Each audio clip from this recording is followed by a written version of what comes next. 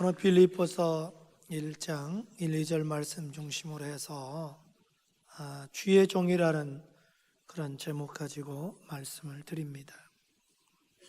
우리나라에는 여러 날들이 많이 있잖아요. 특별히 5월 달에 좀 많이 그런 날들이 있죠. 근로자의 날, 또 어린이날, 어버이날, 또 금주에 스승의 날 이렇게 있잖아요. 근데 왜 그런 날들이 꼭 필요할까요? 그것은 그 날을 지키면서 다른 1년 동안에도 그렇게 잘 대해주라 이런 의미거든요. 그러니까 일종의 어떤 대표성 원리라 이렇게 말할 수가 있겠지요. 그렇듯이 우리 교단에서도 5월 둘째 주 아니면 셋째 주에 이렇게 목회자 주일로 이렇게 지킵니다. 한번 목회자에 대해서 생각을 좀 해보자는 거지요. 여러분들은 신앙생활을 해오면서 뗄 수 없는 관계가 이 목회자의 관계잖아요. 목회자가 누구라고 여러분 생각합니까? 여러분들은 주의 종이 누구라고 생각합니까? 사도 바울은요, 지금 빌립보 서신을 쓰면서 맨 처음에 이제 서두에 이제 인사를 하잖아요. 근데 맨 먼저 자기 정체성을 발표하는 거예요. 내가 누구냐? 나는 그리스도 예수의 종이다. 주의 종이다. 아주 자랑스럽게 이렇게 얘기하거든요. 그 다음 첫째로 주의 종이란 누굴까요? 주의 종이란 양들을 돌보는 목자입니다. 예수님께서 목자장이시라면 주의 종은 주님의 양들을 인도하고 먹이고 돌보는 목자들입니다. 예수님께서요, 부활하신 후에 디베랴 바닷가에 가서 이렇게 고기를 잡고 있던 베드로를 만나잖아요. 베드로에게 3번 똑같은 질문을 해요. 너 나 사랑하니? 그러니까 베드로가 그래요. 내가 주님 사랑해요. 그래? 그럼 너 내 양을 먹여. 내 양을 쳐. 내 양을 먹여. 그 목자의 사명을 주셔요. 여러분, 에베소서가 집중적으로 교회론을 다루고 있거든요. 근데 에베소 4장에 보면 사도 바울이 교회의 여러 가지 직분에 대해서 얘기하는데 그 중에 목사와 교사가 나와요. 그런데 거기서 나오는 목사가 원어에 보면 뭐냐면 목자, 셰퍼트. 셰퍼트라는 개 알잖아요. 그게 원래가 양을 치는 그런 의미거든요. 목자는 누구냐? 목사, 목자 같다는 의미죠.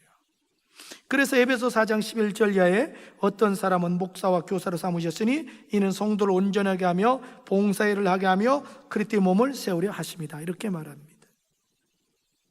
그리고 주의 종이란 누구냐? 주의 종은 성도들에게 복을 빌어주는 자다.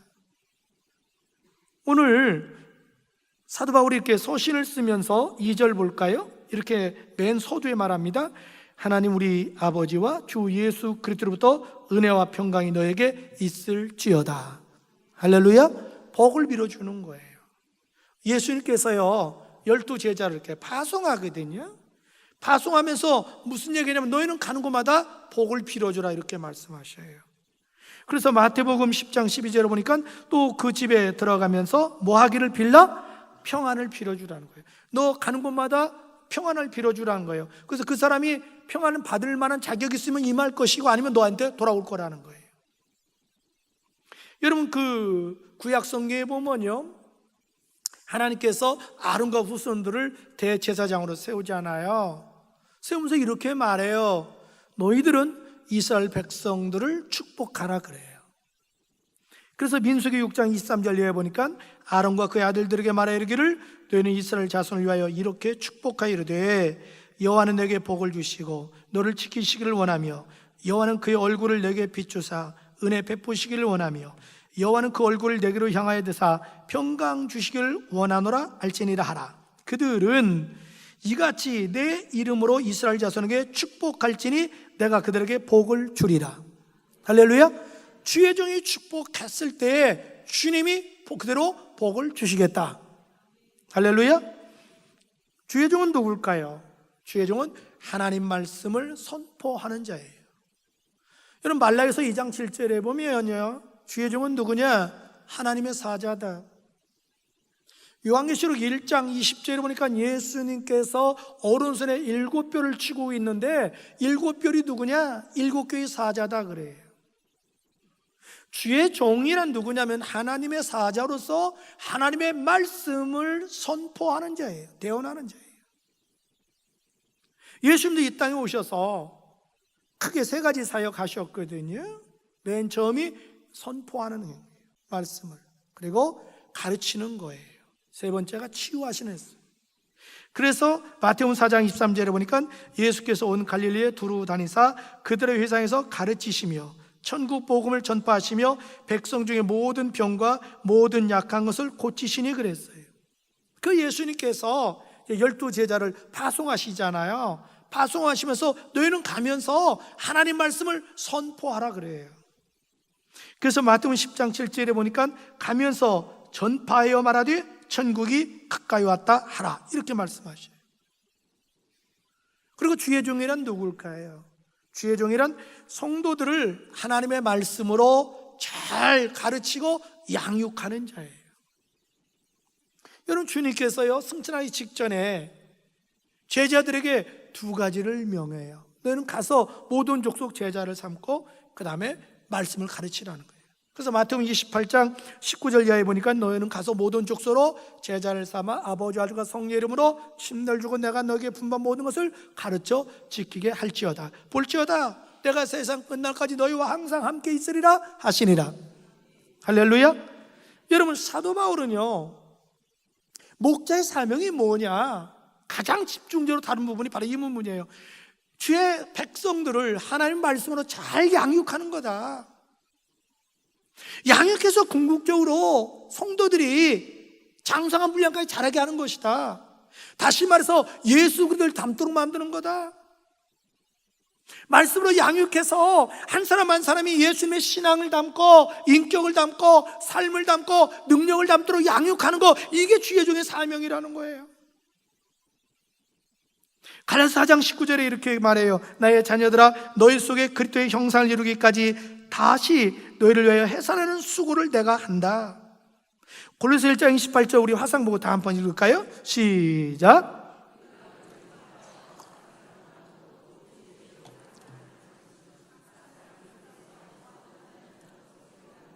네, 바울은 그렇게 말해요. 우리는, 여기서 우리라는 단어는 뭐냐면 자기와 자기 동료들은 예수를 전파하는 거예요. 증거하는 거라는 거예요. 그 다음에 그들 권면해서 예수 믿게 안 하는 거예요. 그 다음에 한 사람 한 사람이 양육해서 그리스도 안에서 완전한 자로 세우는 거라는 거예요. 여기서 완전하다는 뜻이 뭐냐면 퍼펙트가 아니에요. 성숙이라는 뜻이에요. 성숙의 기준이 뭐냐는 거예요. 예수님이에요. 예수님 닮는 사람 만들어라. 이게 사명이에요. 여러분, 하나님 말씀은 위대한 능력이 있어요. 하나님 말씀은 우리의 신앙과 인격과 삶을 변화시키는 능력이 있어요. 하나님은 우리의 신앙을 성장시키고 성숙시키는 능력이 있어요. 하나님의 말씀은 우리 믿음을 견고케 하는 능력이 있어요. 하나님의 말씀은 우리로 하여금 하늘나라의 소망을 갖게 하는 능력이 있어요. 하나님의 말씀은 우리의 삶에 평강을 주시고 풍성함을 주시고 행복을 주시고 또 우리 앞길을 열어주시고 성공케 해주는 능력이 있어요. 그래서 주의 종은 온 심혈을 기울여서 백성들을 말씀으로 양육해야 돼요. 예수님이 그렇게 하셨거든요. 바울이 그렇게 했거든요. 믿음의 선배들이 그렇게 했거든요. 그래서 우리 교회 모든 제 목회 철학이 제자 훈련이에요. 오면 누구든지 철저하게 제자 훈련 받아야 돼요. 기초해야 돼요. 확신반에서 구원의 확신, 사죄의 확신, 승리의 확신, 인도의 확신, 응답의 확신, 내세의 확신을 가져야 돼요. 그 다음에 성장해야 돼요. 예수 그리스도를 닮는 사람으로 성장해서 풍성한 삶을 살아야 돼요. 저는 내가 은퇴해도 저는 할 일이 있어요. 저는 은퇴하면 대학가로 갈 사람이에요. 그래서 전도해가지고 한 사람한테 양육해서 교회로 보내는 거예요. 사도행전 11장 26절에 보면요, 만남의 안디옥에 데려와서 둘이 교회에서 1년간 모여 큰 무리를 가르쳤고 제자들이 안디옥에서 비로소 그리스도이라 일컬음을 받게 되었더라. 이게 무슨 얘기냐면요, 이제 안디옥 교회가 세웠잖아요. 예루살렘에서 바나바를 파송했어요. 근데 바나바가 원래 평신도잖아요. 혼자 목회하기가 너무 버거운 거예요. 그래서 우리가 잘 아는 사도 바울이 원래 이름이 사울이잖아요. 그 가까이 있는 건 다소라는 자기 고향에서 그냥 혼자 아직은 사역을 안 하고 있어요. 근데 바나바가 데리고 가요. 데려가서 이제는 때가 됐지 않았습니까? 나와 같이 사역합시다. 그래서 데리고 와요. 그래서 안디옥에서 두 사람이 하나님 말씀을 열심히 가르쳐요. 그러니까 막 성도들이 얼마나 변화되는지 안 믿는 사람들이 붙여준 거예요. 야, 저 사람들 보니까 그리스도인이야. 우리나라 말로 하면 예수쟁이야 이 말이에요. 야, 저 사람들 보니까 예수쟁이네. 우리하고 다르네 이런 뜻이에요. 사도행전 20장 32절은 이렇게 말해요. 지금 내가 여러분을 주와 및 그 은혜의 말씀에 부탁하노니 그 말씀이 여러분을 능히 든든히 세우사 거룩하게 하심을 입은 모든 자 가운데 기업이 있게 하시리라. 그러니까 바울이 이렇게 말하는 거예요. 마지막 에베소를 떠나면서 부탁하는 거예요. 여러분들이 할 일이 있습니다. 하나님 말씀은 은혜로운 말씀이에요. 그 말씀으로 성도들을 좀 믿음을 견고하게 해주세요. 그 말씀 가지고 성도들의 삶을 거룩하게 변화시켜 주세요. 그 말씀 가지고 성도들로 하여금 하늘의 소망을 가지고 살게 해주세요. 할렐루야. 베드로전서 2장 2절을 이렇게 말해요. 다 같이 읽을까요? 시작. 갓난 아이들 같이 순전하고 신령한 젖을 사모하라. 이는 그로 말미암아 너희를 구원에 이르도록 자라게 하려 함이라. 여기 보니까 갓난 아이들이 태어났으면 아이들이 젖 먹듯이 우리가 구원받았으면 신령한 젖을 먹으라는 거예요. 신령한 젖이 뭐예요? 말씀이에요. 말씀을 먹으라는 거예요. 그걸 통해서 구원에 이르도록 자라게 하렴이라는 거예요. 여기서 구원은 칭의 구원이 아니에요. 성화 구원을 말해요. 예수 닮는 걸 말해요. 예수 닮도록 자라게 하는 거라는 거예요. 말씀이. 여호수아 1장 8절 한번 읽어볼까요? 시작. 이 율법책을 내 입에서 떠나지 말게 하며 주야로 그것을 묵상하여 그 안에 기록된 대로 다 지켜 행하라. 그리하면 네 길이 평탄해질 것이라. 내가 형통하리라. 네가 말씀대로 살면 네 앞길 내가 평탄하게 해주겠다는 거예요. 형통케 해주겠다는 거예요. 그러니까 주의 종의 사명이 정말 너무 분명한 거예요. 말씀을 잘 양육하는 거예요. 주의 종의 사명은 뭘까요? 주의 종은 누굴까요? 성도들의 영혼을 책임지는 자예요. 주의 종은 성도들의 영혼을 책임지는 자예요. 히브리서 13장 17절 이렇게 말해요. 너희를 인도하는 자들에게 순종하고 복종하라. 그들은 너희 영혼을 위하여 경성하기를 자신이 청산할 자인 것 같이 하느니라. 그들 하여금 즐거움으로 이것을 하게 하고 근심으로 하게 하지 말라. 그렇지 않으면 너희에게 유익이 없느니라. 여기 보면 주의 종이 해야 될 일을 얘기하는데요, 성도들의 영혼을 책임진다는 거예요. 그래서 성도 영혼을 책임지기 위해서 두 가지를 해야 된다는 거예요. 하나는 뭐냐면 경성해야 된다는 거예요. 경성이 뭐냐면 깨어 기도해야 된다는 거예요. 주의 종은 뭐냐? 성도들의 영혼을 위해서 늘 깨어 기도해야 된다는 거예요. 누가복음 22장 31절 32절에 보면요, 예수님께서 충격적인 얘기를 베드로에게 말해요. 베드로야, 네가 잘나서 지금까지 신앙생활하는 게 아니야. 너 사탄이 밀가루 다시 너를 청구했으나 내가 네 믿음이 떨어지지 않게 해서 기도한 거야. 그때 베드로가 그 깨달아요. 그거였구나. 내가 잘내서 믿음 생활 잘한 게 아니고 시험과 유혹을 이긴 게 아니라 주님이 기도해 주셨구나. 그러면서 그래 베드로야, 너도 앞으로 다른 사람에서 기도해야 돼. 그러니까 주의 종은 뭐냐? 성도들에서 늘 깨어 기도하는 게 주의 종의 사명이에요. 그게 할 일이에요. 그게 주의 종이에요. 그 다음에 할 일이 뭐예요? 거기 보니까 청산회라는 단어가 나와요. 마치 말은 뭐냐면 어린아이들이 가게 빚이 있어. 그럼 그 앞을 못 지나가잖아요. 그 사실을 알았어 나중에. 그래서 엄마 아빠가 대신 가게 빚을 갚아주는 거예요. 그러면 아이가 자유롭잖아요. 이게 청사라는 개념이에요. 그러니까 주의 종은 뭐냐? 성도들을 대신 중보기도 하고 저분들을 내가 부모 같은 마음 가지고 양육하는 자라는 거예요. 그럼 둘째로 어떻게 우리가 주의 종을 섬길 수 있을까요? 먼저 기도로 섬길 수 있습니다. 에베소 6장 19절 말합니다. 또 나를 위하여 구할 것은 내게 말씀을 주사 나로 입을 열어 복음의 비밀을 담대히 알리게 하옵소서. 바울이 에베소 교인에게 부탁하는 거예요. 여러분, 나 위해서 기도해 주세요. 히브리서 13장 18절 이렇게 말합니다. 우리를 위하여 기도하라. 여기서 우리는 주의 종을 말해요. 주의 종을 위해서 좀 기도하라는 거예요. 왜냐하면 주의 종은 영적으로 사탄과 싸우는 최전방에 있잖아요. 사탄의 전략은 주의 종을 쓰러뜨리는 거예요.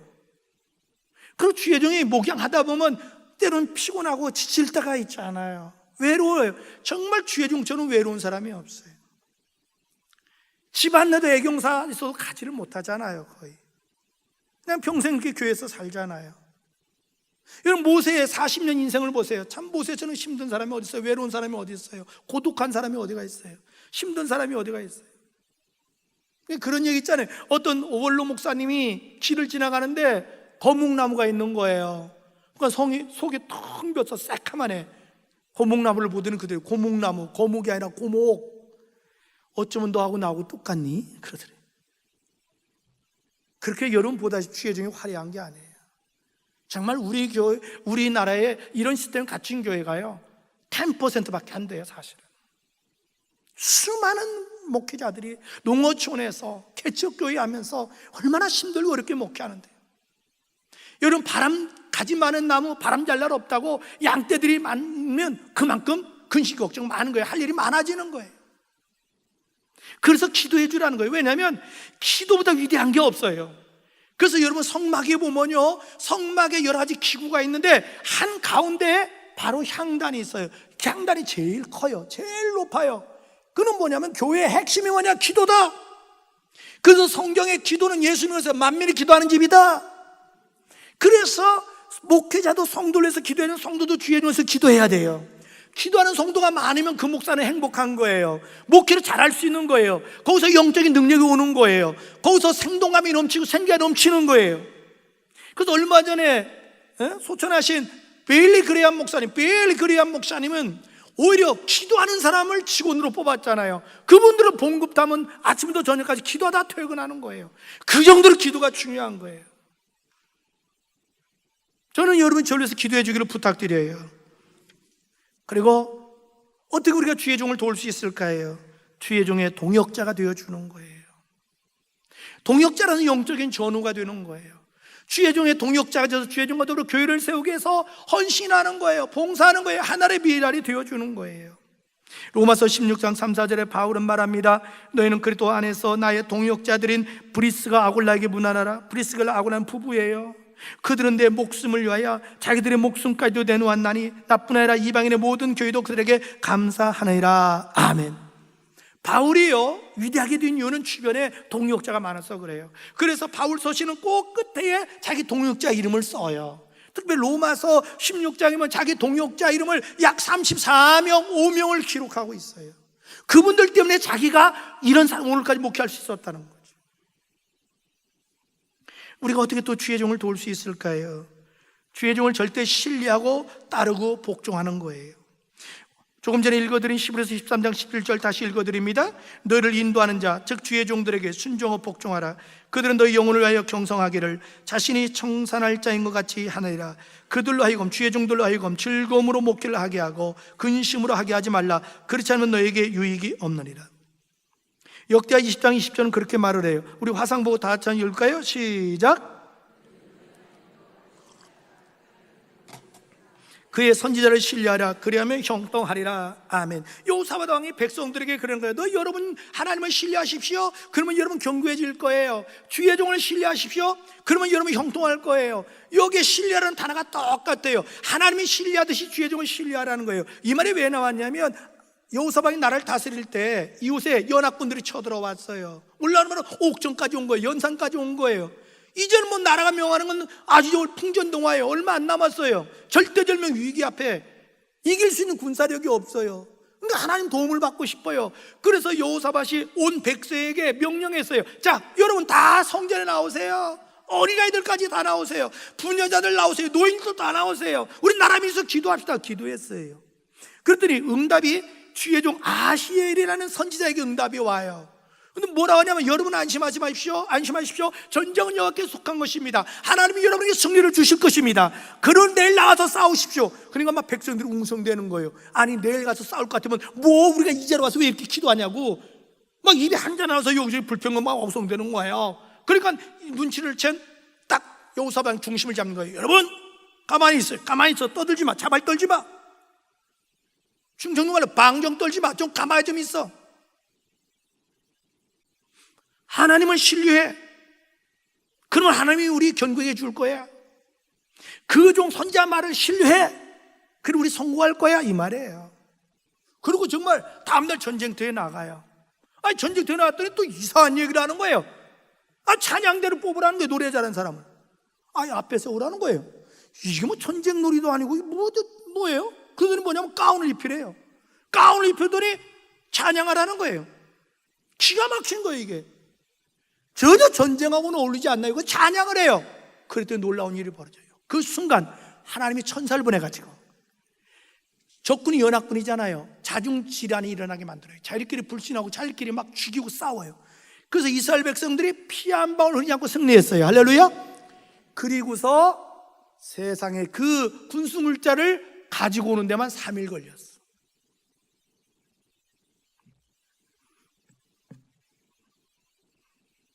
여러분, 사르밧 과부를 보십시오.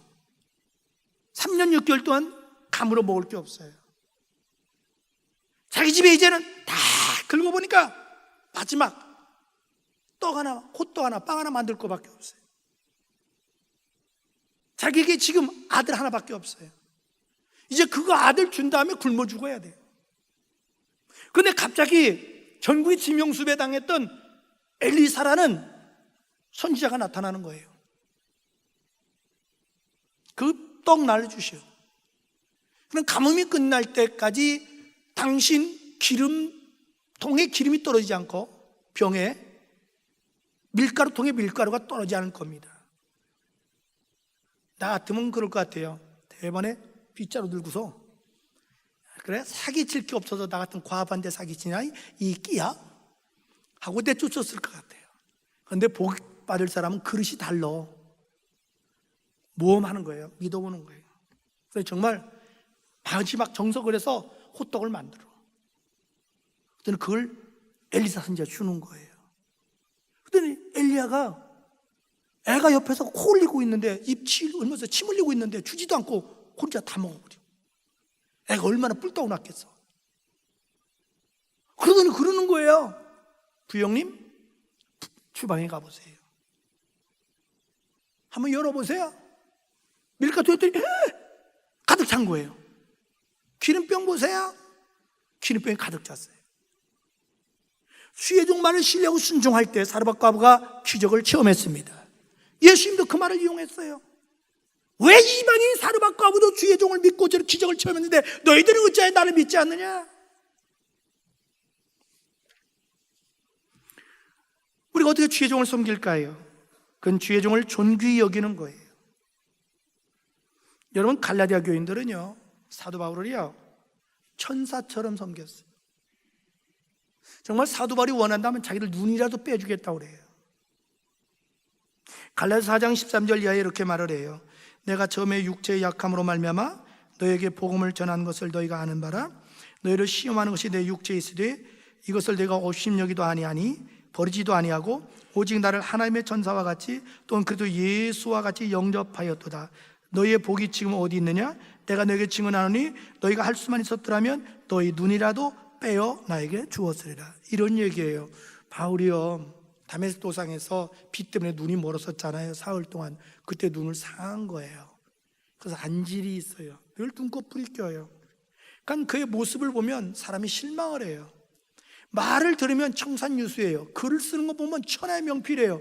그런데 설교하러 딱 단에 쓰는 순간에 그냥 인물에 먼저 기분이 상하는 거예요. 거기다가 말이야 눈꺼풀이 늘 끼는 거예요. 지금 그 얘기하고 있는 거예요. 내가 처음에 육체의 약함으로 말미암아 이렇게 얘기해. 나 육체의 약함. 그러면서 뭐라 하냐면 너희를 시험하는 것이 내 육체에 있으되 너희가 시험하는 것이 너희가 시험 들 수밖에 없는 내 육체를 가지고 있었다 이 말이죠. 그런데도 너희가 나 없인 여기지 않았다. 날 버리지 않았다. 날 하나님의 천사같이 예수님처럼 영접했다. 심지어 너희가 나를 위해서 눈까지 빼주려고 했잖니? 이런 얘기예요. 빌립보서 2장 19절은 말합니다. 이러므로 너희가 주 안에서 모든 기쁨으로 그를 영접하고 또 이와 같은 자들을 존귀히 여기라. 우리가 어떻게 또 주의 종을 섬길 수 있을까요? 그건 주의 종을 물질로 섬기는 겁니다. 갈라디아서 6장 6절 한번 다 같이 읽을까요? 시작. 가르침을 받는 자는 말씀을 가르치는 자와 모든 좋은 것으로 함께 하라. 이렇게 말합니다. 여러분, 예수님께서 어떻게 3년 동안 공생애 할 때 숙식을 해결했을까요? 아마 여러분 제가 딱 질문하면 그럴 거예요. 아이고 목사님 그걸 말이라고 질문하세요? 예수님만 막 기적을 베푸시잖아요. 물고기 2마리 모래떡 5개로 막 5병의 기적을 베푸시고요, 막 물고기에서 동전도 나오게 하시고요, 막 수없이 기적을 해놨으니까 기적을 했겠죠. 그러면 내가 질문도 안 해요. 아니에요. 3년 동안 예수님과 제자들을 위해서 섬기는 사람들이 있었어요. 성경은 이렇게 말을 합니다. 누가복음 8장 23절에 또한 악귀를 쫓아내신과 병고침을 받은 어떤 여자들 곧 7 귀신이 나간 자 막달라니라 하는 마리아와 헤롯의 청지기 구사의 아내 요한나와 수산나와 다른 여러 여자가 함께하여 자기들의 소유로 그들 즉 예수님과 일행을 섬기더라. 이렇게 말합니다. 그랬었구나. 3년 동안 예수님과 제자들의 숙식을 섬기는 사람들이 있었다. 바울도 마찬가지예요. 바울이 이렇게 위대하게 목회할 수 있던 것은 말없이 주변에 그를 물질로 섬기는 사람들이 있었어요. 특별히 로마서 16장 1, 2절에 이렇게 말을 해요. 내가 갱그리아 교회 일꾼으로 있는 우리 자매 베베를 너에게 추천하노니 너희는 주 안에서 성도들의 합당한 예절로 그를 영접하고 무엇이든지 그에게 소용되는 바를 도와줄지니 이는 그가 여러 사람과 나의 보호자가 되었다. 바울은 그렇게 말해요. 베베 집사가 내 보호자가 됐다. 여기서 보호자라는 뜻은 후원자, 후견자라는 뜻입니다. 다시 말해서 물질로 섬겼다. 구약의 성경에 보면 수넴 여인이 나오거든요. 수넴 여인은 신실한 여인이에요. 그의 남편도 아주 신실해요. 상당한 재력도 있어요. 그런데 그 가정에 자녀가 없어요. 그런데 가끔 가다가 보면 주의 종 엘리사가 그 동네를 지나가는 거예요. 어느 날 남편에게 제안을 해요. 여보, 주의 종 엘리사 저분이 지나갈 때 좀 우리 집에서 묵게 하면 안 될까요? 좋지. 그러면요 집에 2층 좀 올리면 어때요? 그럼 그렇게 합시다. 그래서 2층을 올려요. 그래서 엘리사와 그 일행이 지나갈 때마다 그 집의 2층에서 기거하는 거예요. 온 정성을 섬겨요. 그러니까 엘리사가 미안하잖아요, 주의 종이. 그러니까 자기 비서에게 물어봐요. 이 집에 무엇이 필요한가 알아봐라. 그럼 비서가 그러는 거예요. 예, 목사님, 이 집에 다 있는데요 자녀가 없네요. 그래, 알았어. 그래서 간절히 기도해요. 주님, 이 집에 자녀 좀 허락해 주세요. 감동이 와요. 그래서 여인을 불러요. 부형님 고마워요. 하나님이 내년 이맘때 아들을 주실 거예요. 아니에요, 제가 뭘 바라보고 이런 게 아니에요. 그리고요 내 나이가요 이미 아이 낳을 나이가 넘었어요. 걱정하지 말아요. 하나님은 기사와 표적의 이적을 행하시는 분이에요. 그리고 1년 후에 아들을 주셨어요. 할렐루야. 자녀까지 축복을 받았어요. 사랑하는 팀들 가지고 여러분, 우리는 목회자주를 중에서 다시 한번 생각해 보자고요. 정말 주의 종하고 나하고 어떤 관계가 되나? 주의 종과 성도의 관계는 생명의 관계가 돼야 돼요. 생명의 관계예요, 이거.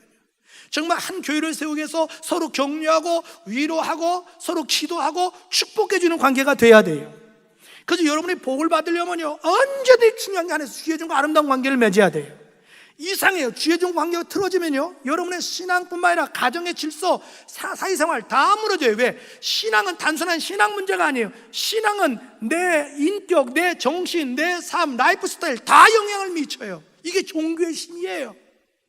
어느 나라도 마찬가지예요. 무슬림도 마찬가지예요. 불교도 마찬가지예요. 힌두교도 마찬가지예요. 그 종교의 영향력은 뭐냐면 단순한 신앙이 아니에요. 인격과 삶과 그 전반에 다 영향을 미치는 거예요. 그래서 여러분 기독교 역사를 한번 보세요. 주의 종과 관계가 좀 이상하게 다 풀려요. 근데 꼬이는 것부터는 이상하게 꼬이기 시작해요, 그 집안이. 이건 목회 실험에서 나타나는 거예요. 그래서 저는 항상 여러분들이 주의 종과 아름다운 관계를 맺으시고 주의 종의 축복을 받는 여러분 되기를 주의 이름으로 축복합니다.